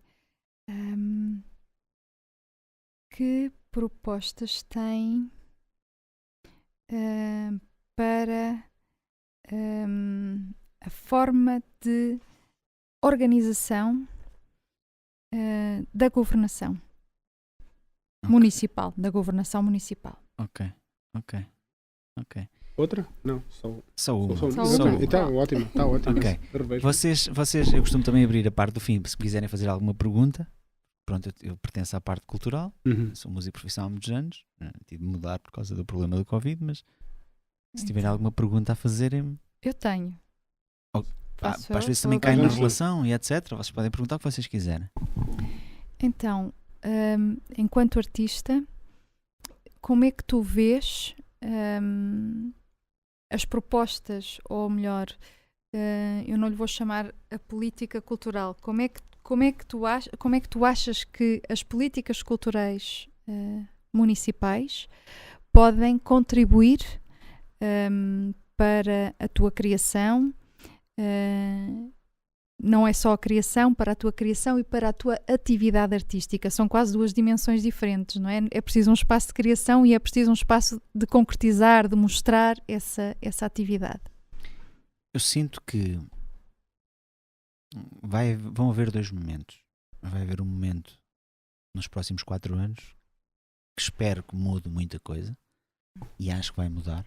Temos todas as condições para que mude. Para trás, isso é complicado falar sobre isso, porque é uma coisa que mexe muito com muito o meu eu. Não sei se me faz entender. Tudo desde o início foi sempre muito na base da minha luta para tentar realizar este sonho que é muito difícil, que apoios não temos nenhuns, que vive muito da insegurança e da incerteza de haver espetáculos ou não. E a única vez que eu fiz uma tentativa, para vocês perceberem, de algum apoio, foi agora há pouco tempo. Nós andámos a fazer uma série de lives com banda ao vivo, com a qualidade que podíamos apresentar, boa ou má é discutível, mas sempre prezámos pela verdade. Apresentámos com músicos, com tudo ao vivo, e nunca tivemos ninguém que chegasse ao pé de nós e nos dissesse: precisam de alguma coisa? Nem que fosse água. Não sei se percebem o que eu quero dizer com a força do nem que fosse água. Eu quando lancei o meu segundo disco, tinha lá no disco uma música que se chamava Meu Lugar, entre parênteses Mortedo, porque eu acho a aldeia mais bonita do mundo. E acho mesmo, não é por estar aqui, acho mesmo. E na altura, a pedido da editora, sugeriram fazer um pedido de uma parceria, um apoio da Junta de Freguesia, para o videoclipe mostrar Mortedo, de facto. E a resposta que eu tive uma resposta, foi uma série de perguntas, estamos a falar muitas perguntas. Um questionário. Um questionário. Muitas delas se repetem. Se olhares a índole da pergunta, é repetitiva, justamente para tentar complicar, no meu ponto de vista, a possível resposta ou a minha possível resposta. Eu não respondi a esse e-mail porque acho que, quando é por um bem maior, depois de já ter feito todos os canais de televisão, e com isto não estou a meter mérito no que fiz, estou só a tentar explicar. Em todos os canais que fui e que me deram a oportunidade de falar, eu sempre falei em Cantanhede e em Mortedo, coisa que ninguém falou. Portanto, eu tentei levar Mortedo o mais longe que eu consegui. Sempre que fui tocar fora, sempre fiz questão de dizer que sou de Mortedo, e tenho muito orgulho nisso. Eu não queria que ninguém me viesse dizer obrigado, assim como não queria criassem alguma coisa à volta disso, porque isso tem a simplicidade que tem. Mas queria que, quando eu fosse pedir esse apoio, que me dissessem que não, por exemplo, que não complicassem, porque depois deparo-me com esse novo processo. Fizemos as lives todas. A primeira live não paguei aos músicos, fizemos a título promocional, gratuito. Nem é promocional, porque no Covid não havia promoção, mas a título gratuito. E a segunda live fizemos aqui, onde vocês entraram, na entrada, estenderam o pátio, e contámos com patrocínios, ou seja, conseguimos patrocínios para pagar os músicos, só os músicos. Agora, eu acho que ninguém tem de trabalhar de graça, principalmente para representar uma aldeia. Nessa live não pedimos nada a ninguém, e a live começa com o drone a descer, a mostrar a nossa igreja, um ponto de referência aqui de Mortedo, e falamos na live, efetivamente, que somos Mortedo. Uma live que teve um alcance de mais de 10 mil pessoas, uma série de partilhas, uma série de comentários. Agora, não tínhamos como voltar a pedir patrocínios nos mesmos sítios, porque as pessoas não têm dinheiro. As juntas de freguesia passaram em 2020, tiveram muito poucos gastos. Portanto, esse dinheiro, esses 50 mil euros ou mais, seja o que for, ficaram em algum lado. Se todas as juntas de freguesia pegassem nos artistas regionais e os pusessem, nem que fosse uma vez por mês, a andar com uma carrinha, ou seja, com as condições que lhe pudessem dar, esse dinheiro não desaparecia, porque continuavam com muito dinheiro na mesma, e tinham ajudado uma série de pessoas. Baseado nisso, eu mandei um pedido aqui à junta de freguesia, a pedir uma parceria, um apoio. Expliquei que era para pagar aos músicos. Recebo novamente logo no dia a seguir, salvo erro, as mesmas perguntas, porque aquilo é copy-post. As mesmas perguntas, sem tirar nem pôr. Aí eu respondi. Na altura respondi com a Catarina. A Catarina até falou em 2 aldeias, porque ela era de Águeda e veio para aqui, e ela pensava que 2 aldeias até pertencessem aqui à freguesia de Mortedo. Eu não tive resposta. Depois fizemos a live no mesmo, porque eu não preciso do apoio para fazer as coisas acontecer. Era só por uma questão de civismo da parte da junta. E fizemos um podcast invertido. Ou seja, por sugestão, uma blogueira brasileira muito conhecida veio apresentar a live e veio-me fazer a entrevista. E lá numa parte eu falo que isso era uma atitude menos bonita por parte da junta, não ter uma resposta, porque eu aceito um não, mas sem problema. As pessoas têm o direito a dizer não. Eu não aceito as pessoas a indiferença, ou não dizerem nada. Depois disso ter acontecido, dos podcasts estarem aqui a acontecer, foi ajudem, como é que se chama o que fazem para decidirem, ainda há pouco falamos nisso, foi a Assembleia Municipal, e usaram, que é o que me chateia, usaram uma situação, isto não está a sair da minha boca inventada, foi uma pessoa que lá esteve, usaram uma situação que eu tive no Lidl, que eu trabalhava numa oficina de mecânica, na parte elétrica, eu trabalho na parte elétrica, eletrónica, automóvel, e assaltaram o Lidl e meteram como testemunha. As pessoas que assaltaram o Lidl, quando nos meteram em tribunal, quando fomos para tribunal, quando testemunha, foram ter comigo à casa de banho e ameaçaram-me, que já sabiam o nome do meu filho, onde eu morava, onde ele estudava, já sabiam tudo. Eu fui obrigado a mentir em tribunal, proteger o meu bem maior, que é o meu filho. Isto para resumir, voltei a ir a tribunal, porque prestei falsas testemunhas, e a junta, pronto, eles souberam, porque tive que pagar 1.500 euros. E eles usaram isso como se eu não fosse uma pessoa com idoneidade. Exatamente, idoneidade fidedigna. E com a desculpa que não tem de estar a pagar a pessoas de fora. Eu parto do princípio, eu ainda não vi porque depois saem as atas, ainda não tive o prazer de ler essa ata.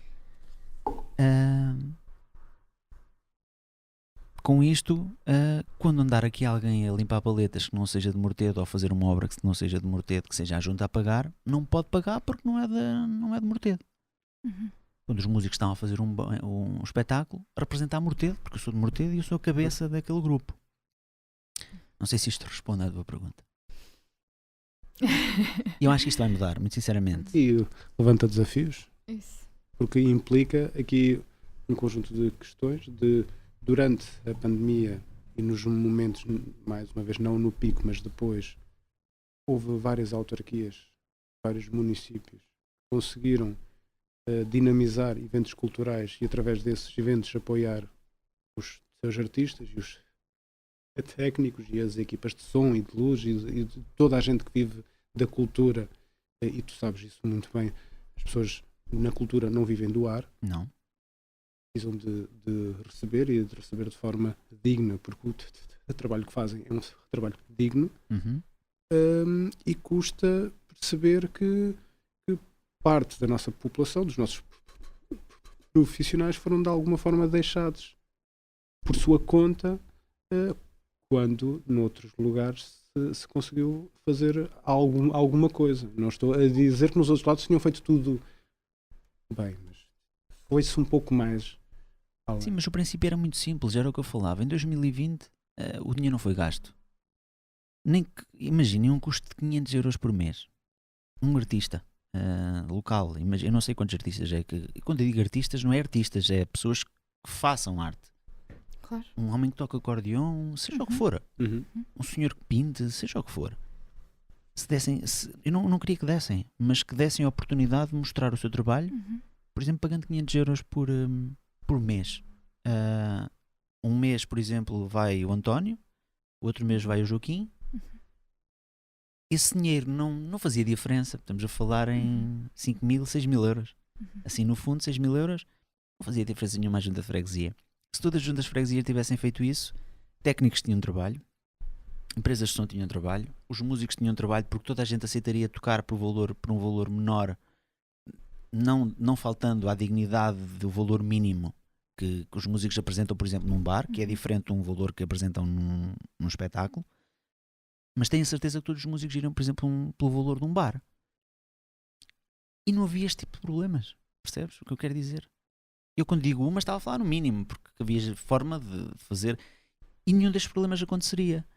Eu acho é que pensam muito neles próprios e daí a conversa no início, a parte política, mesmo se achando que quem está atrás de uma junta de freguesia não é político, às vezes é mais político ou tanto como um político está numa presidência num primeiro-ministro, presidente da República. Porque o sentido de superioridade existe. Isso não pode existir. Isso não pode existir. Não sei se com isto respondi à tua pergunta. Eu acho que agora deste aí propuseste algumas coisas muito concretas, não é? Na forma de se apoiar os artistas. Porque era simples. Sim, foi as medidas que tu, quer dizer, apresentaste coisas muito, muito simples. E práticas, não? Sim, e que não têm custos, quer dizer, que não sejam suportáveis, não é? E, portanto, acho que a única coisa que eu acrescentaria é que é só importante que isso se faça de uma forma regulamentada, Sim, portanto, claro. devidamente divulgada, Claro, já falamos sobre claro, isso, não é? Que claro. todos os artistas tivessem acesso, o mesmo direito de acesso e o mesmo direito de acesso à informação também sobre esses apoios. Então, temos aqui... É isso, mas eu tenho muita fé e tanto a Helena como a Cristina, como o resto dos candidatos, como vocês, acho que o pensamento neste momento é diferente. A situação da pandemia veio trazer muitas coisas boas também.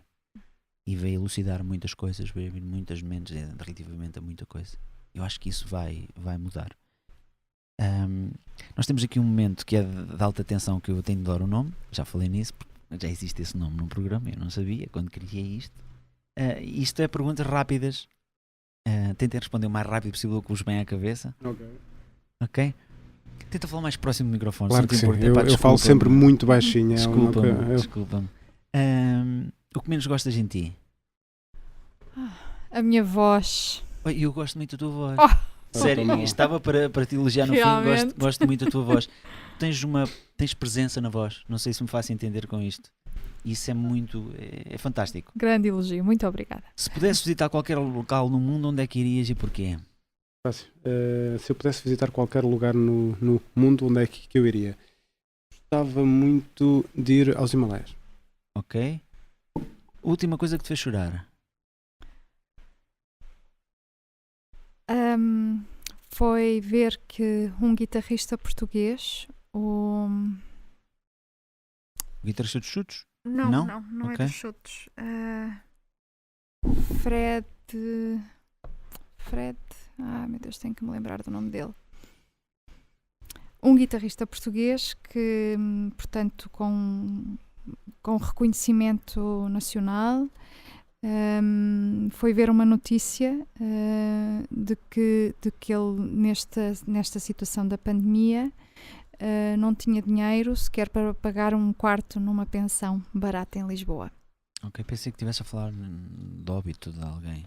Não. Okay. Está vivo. Ok, ainda bem. Está vivo. Se pudesse voltar atrás no tempo, o que mudarias? Se eu pudesse voltar atrás no tempo, o que é que eu mudaria? Agora vou puxar a lágrima. Eu mudaria a última conversa que tive com a minha mãe. Ok. Eu não vou morrer sem...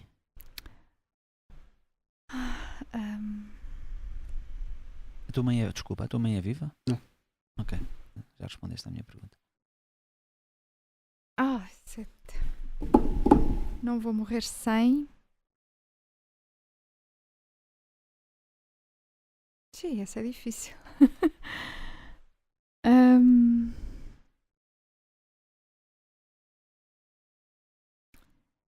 Sem viver noutro país. Ok. Quanto tempo demoras para ficar pronto? 10 minutos. E tu?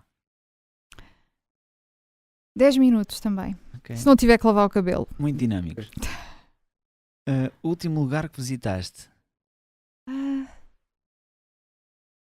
Qual foi o último lugar que eu visitei? Olha, foi Amealhada.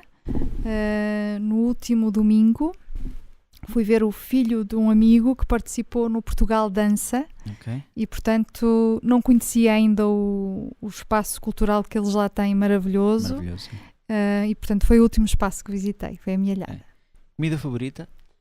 Comida favorita? O que é que eu gosto mais? Eu sou uma pessoa muito eclética. Gosto de várias coisas.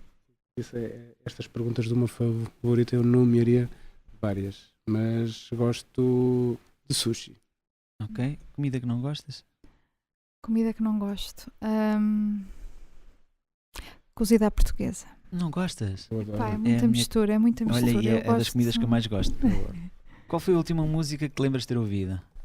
A última música que eu me lembro de ter ouvido. O que é que eu ouvi hoje? O que eu ouvi hoje? Não sei o que é que eu ouvi hoje. Conta-me isto. As músicas, já não sei. O que é que eu ouvi? Tu, para ser mais fácil. É mais fácil. Olha, eu ouvi há dias, tive uma boa notícia, estava muito animada e ouvi o primeiro álbum da Maria Rita, que eu acho que se chama Maria Rita também, Ok. Filha da Elis Regina. a filha da Elis Muito bom, Regina, muito bom, exatamente. sim. Vivo a perder? Vivo a perder? O que é que costumas perder com frequência? É que eu vivo a perder as chaves. Nunca sei das Ok. chaves. Uma frase que diz muito. Esta para os dois. Uma frase? Ah, Se pensares antes dela. Ajuda-me. há uma maravilhosa, Daniel, talvez me consigas ajudar a lembrar como é que é. Aquela coisa de para agires quando podes agir, quando não podes agir só. Ai, pronto, melhor não ter dito nada. Querem passar? Aquilo que podes mudar, Uhum. lembras dessa? Há um- Há uma coisa, se for o que eu estou a pensar, se é a mudança que queres ver no mundo. Não? Se a mudança. Essa é muito boa, pode ser essa. Gosto, apoio essa. Se a fica para os mudança dois, que queres não é? ver no mundo. Exatamente. Sim. Último espetáculo que tu foste? Bom, foi este do Portugal Dança. Vi Ok. jovens artistas maravilhosos a dançar. Fantástico. Última vez que ficaste estressado? Última vez que fiquei estressado, deixa-me ver, foi recentemente quando estávamos a organizar uma tertúlia online e não tínhamos algumas das questões logísticas resolvidas, mas acabaram por se resolver. Ok. Uma música com a palavra amor que te vem à cabeça? Música. Agora Love is in the air. Ok. Alguém teve um pedido de desculpa?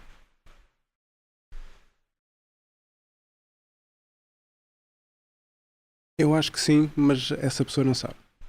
E se essa pessoa te fizesse o pedido de desculpa, mudaria alguma coisa?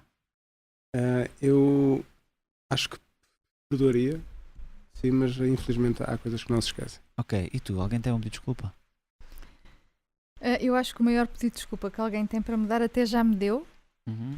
mas não senti que Fosse já verdadeiro. não se esquece e depois não senti que fosse verdadeiro. Ok. Portanto, a pessoa já se deu conta que tem que me pedir desculpa, mas efetivamente não está disponível para se desculpar. Ok. Algo que é feio, mas tu achas bonito? Algo que é feio, Queres mas um que exemplo? eu acho bonito. É tudo tão relativo, o feio e o bonito. Eu, por exemplo, acho os gatos sem pelo muito bonitos. O gato mais bonito do mundo. E as pessoas acham o gato feio, por exemplo. Estás a dizer, achas que as pessoas acham que os gatos são feios? Que os gatos sem pelo são feios. Ai, são Ah. feios. Eu acho super bonitos. Ok. Podes dar uma casa abandonada. Há muita coisa que as pessoas acham feio, por exemplo. Sim, uma Eu acho casa mesmo. abandonada é uma coisa cheia de um charme muito especial. Pode sim. ser isso? Pode Em ser ruínas. isso. Ok. Uma frase que a tua mãe sempre te falava ou fala. Que a família é o mais importante que existe. Foi que a minha mãe me disse que me tenha ficado. Para não ter medo de cumprir as minhas ambições. Ok. Eu sou. Uma palavra que te escreva. Lutadora. Ok. Um livro. Um livro. Vocês perguntam-me músicas, livros. Última coisa que eu li. É a última coisa que eu estou a ler. Estou a ler o Pintacilgo. Ok. Um filme. Um filme. Parasita. Uma meta a cumprir de qualquer forma este ano. Uma meta a cumprir de qualquer forma este ano. Voltar a levar os meus filhos num fim de semana. Ok. Queria ser.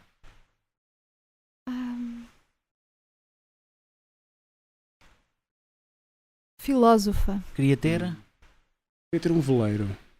Uma pessoa que tu querias conhecer pessoalmente. Muito. Conhecer. Pode já não estar connosco. tantas. Uma. Lourdes Pintacilgo.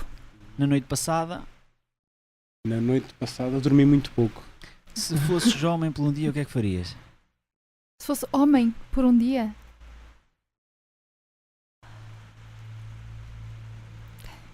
Se fosse homem por um dia. Esta pergunta faz muito sentido para ti, sabes?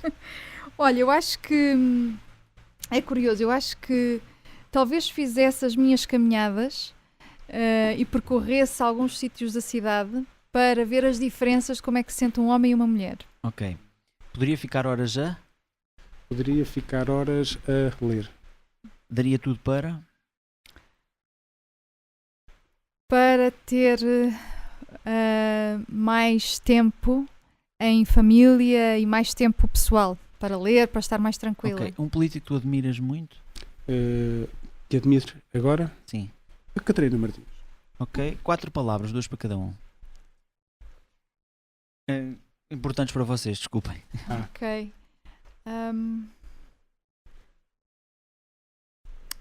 Equidade.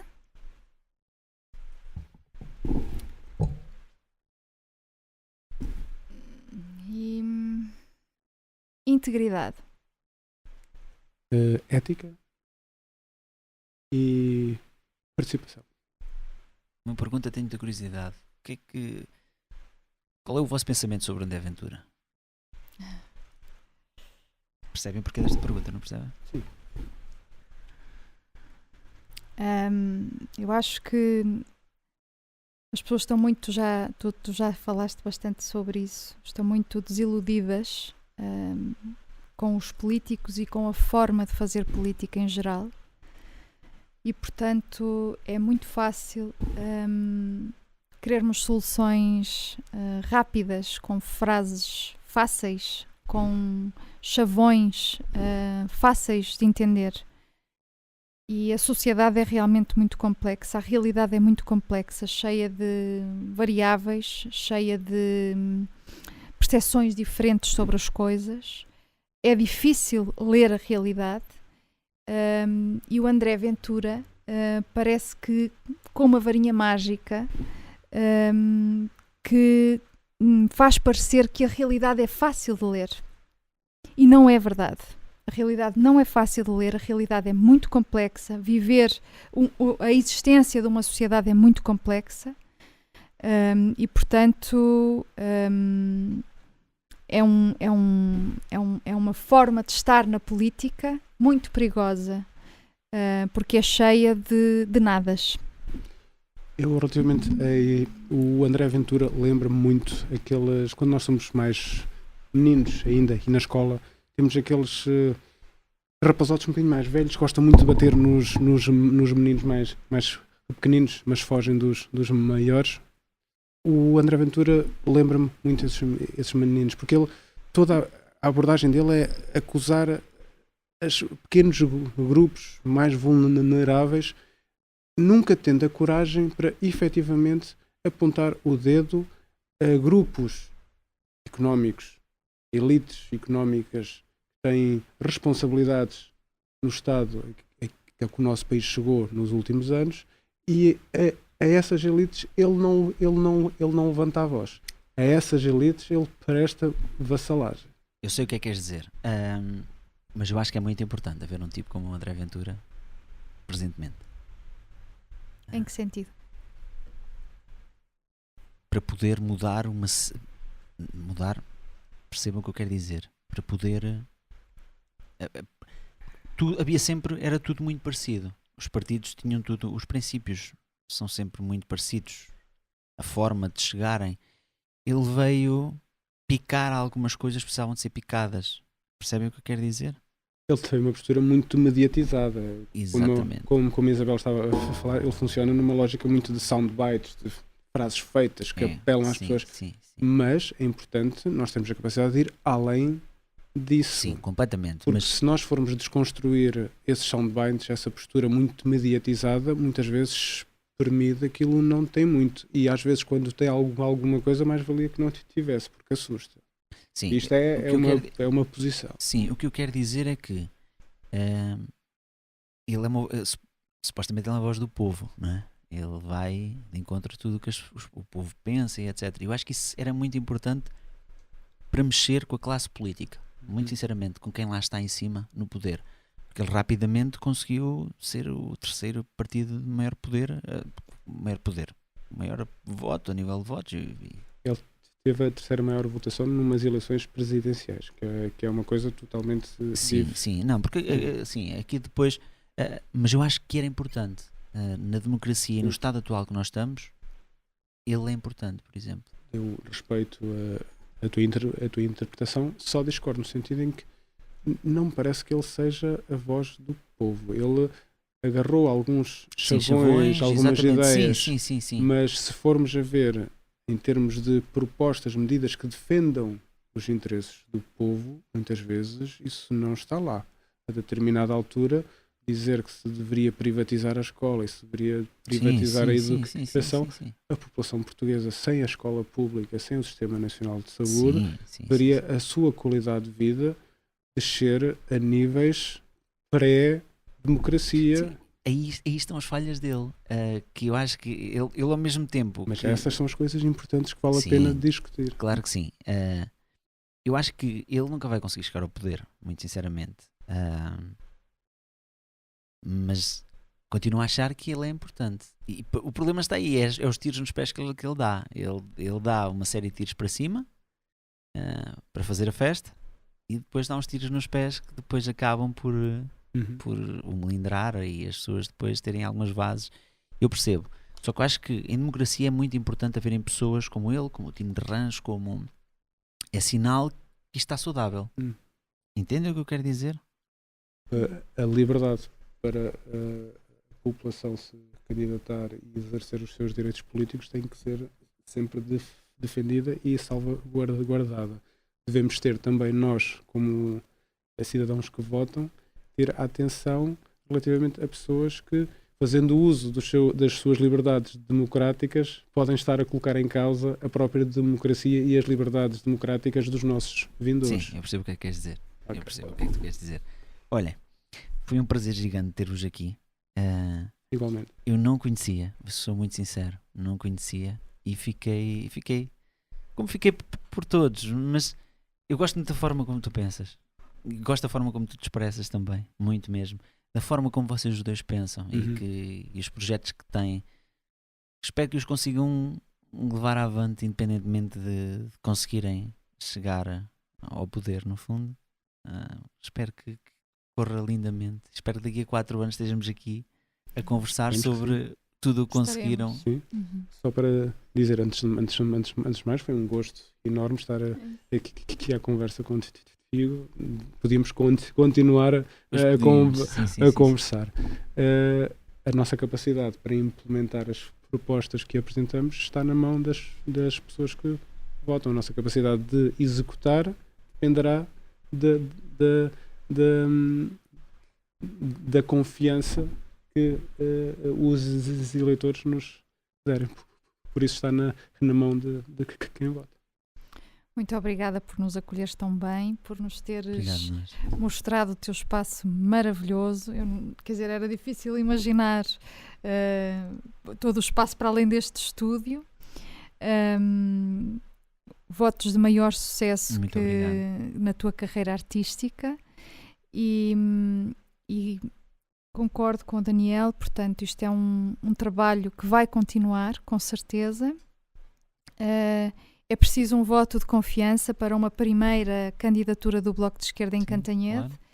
Claro. Por favor, leiam as nossas propostas. Foi um grande trabalho, foi muito prazeroso, foram debates intensos e, portanto, conheçam as nossas propostas e votem. Votem no Bloco, mas se não quiserem votar no Bloco, votem no domingo. Sim, e não destruam o que estas pessoas, no fundo, o trabalho que estão a fazer, que estão a desenvolvê-lo por nós. Não destruam os cartazes que eles têm, não rasguem, não desenhem, porque no fundo vocês estão a desenhar no vosso próprio dinheiro e a rasgar o vosso próprio dinheiro, já não fugindo para outros voos maiores, não é? Embora nós aí já descobrimos aqui uma interpretação se calhar diferente. Pode não ter sido um ato de ódio, mas pode ter sido um ato de amor. Alguém que levou o nosso cartaz para o pendurar no seu quarto, porque É uma forma de ver, sim, é uma forma de ver. não Nós saber. decidimos ter essa visão positiva É uma sobre a forma de coisa. ver. Exatamente. Olha, Isabel, independentemente do resto, tu tens todos os poderes para criar uma associação muito forte em Cantanhede, para defender tudo o que tu disseste, estando no poder ou não. E a associação, tenho a certeza que tanto a Helena como a Cristina, ou seja quem for que estiver, vai defender e vai ajudar em tudo. E olha, da minha parte, o que precisares para essa associação, que eu gostava de ter nascido mulher, muito sinceramente. Ah, é? Era, sim, muito sinceramente. Não estou insatisfeito de ter Eu nascido entendi, homem, mas sim, sim. gostava muito de ter nascido Uhum. mulher. Olha, tenho tudo o que eu puder fazer. Olha, estou aqui. Muito obrigada. Estou aqui. E Muita parabéns aos dois gentileza tua, também. obrigada. Parabéns. Muito obrigado. Obrigada.